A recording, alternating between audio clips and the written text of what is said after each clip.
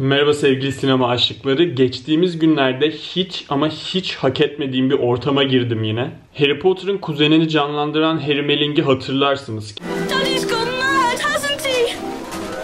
Kendisi 7. filmden önce o kadar çok kilo vermiş ki rolü oynayamaz demişler. Ama son anda bir tane şişmanlandırıcı kıyafet giymiş ve filmde öyle oynamış. Chiwetel Ejiofor abimizi de 12 Years a Slave'de başrol olarak hatırlayabilirsiniz. Veya Doctor Strange filmlerinde Mordo olarak hatırlayabilirsiniz. Kendisi mükemmel bir adam. Ejiofor Bey Oscar adayı olan ve benim röportaj yaptığım 3. kişi oldu arkadaşlar. Ve işin en ilginç yanı, farkında mısınız bilmiyorum ama bu röportajlara iyice alıştık ama bu aslında alışılması gereken bir şey değil. Bu aslında her seferinde kafamı böyle mıncıklayan bir şey. Yani sürekli çocukluğumda deli gibi filmlerini izlediğim insanlarla röportaj yapıyorum. Şimdi sizi röportajla baş başa bırakacağım ama neden bu iki güzel insanla röportaj yaptığımı söyleyeyim önce.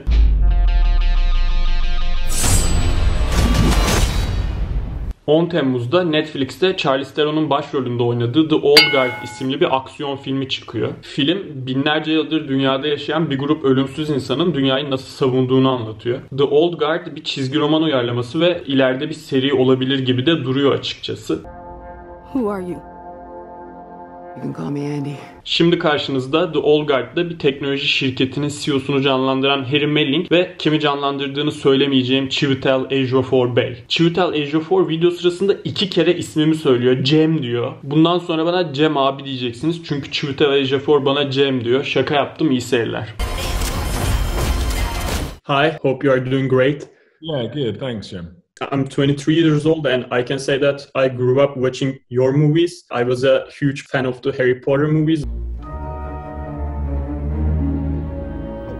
The Children of Men is one of my favorite movies. Just wanted to say that. So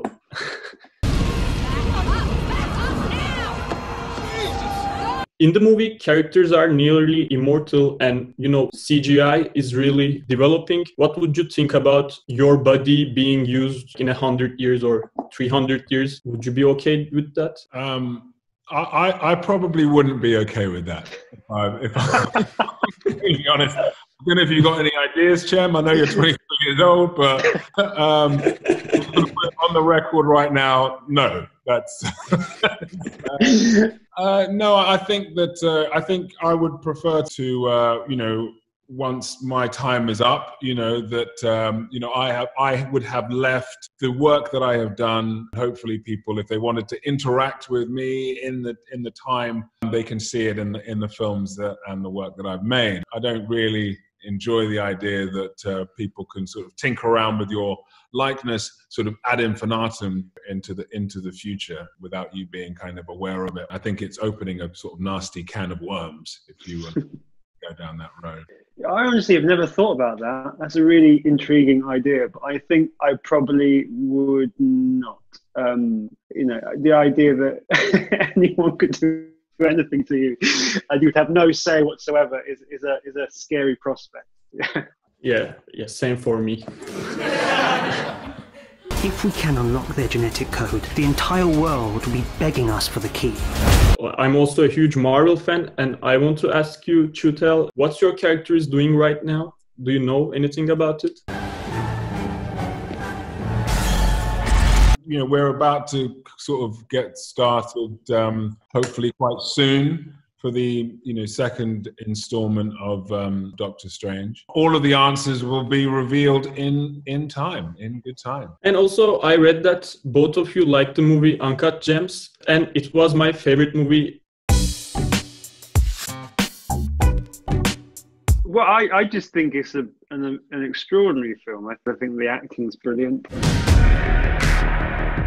But I tell you what I mainly took away from it was the fact that I didn't breathe for like 2 hours because it was all just so close and sort of moving and just quick.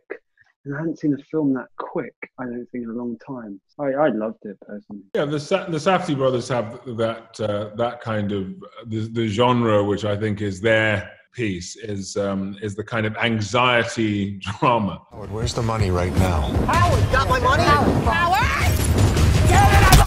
You just feel anxious through the whole film, and I just thought they really managed to pull that off. I mean, I thought a kind of brilliant way. They obviously set out to keep you kind of on the edge of your seat all the way through the movie. And I thought it was brilliantly put together as well. I thought the actual sort of the sort of filmic quality of it was wonderful. I thought the design was great. I thought the cinematography was great. I thought it was brilliantly edited. This is me. This is how I win. Just a really strong piece of filmmaking, as well as the performances, of course. I got a minute left. I just want to say congratulations on the movie. Like, how did you prepare for the movie? It's a comic book adaptation. Did you read it? Yeah, so when I got the script, I had the comic book next to it, just so I could sort of go from one scene and see what the comic book did originally. And I found that there were similarities, but at the same time, there were big differences, which is always exciting, because that opens up questions and it starts a conversation. I strongly recommend that we leave right now.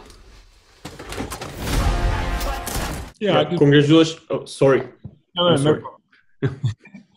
No, just to say I did more or less exactly the same. That's always the way. The comic book is always a good jump-off point, and then you sort of start to adapt character to your own sort of sensibilities, I think. Congratulations on the movie. Thank you very much.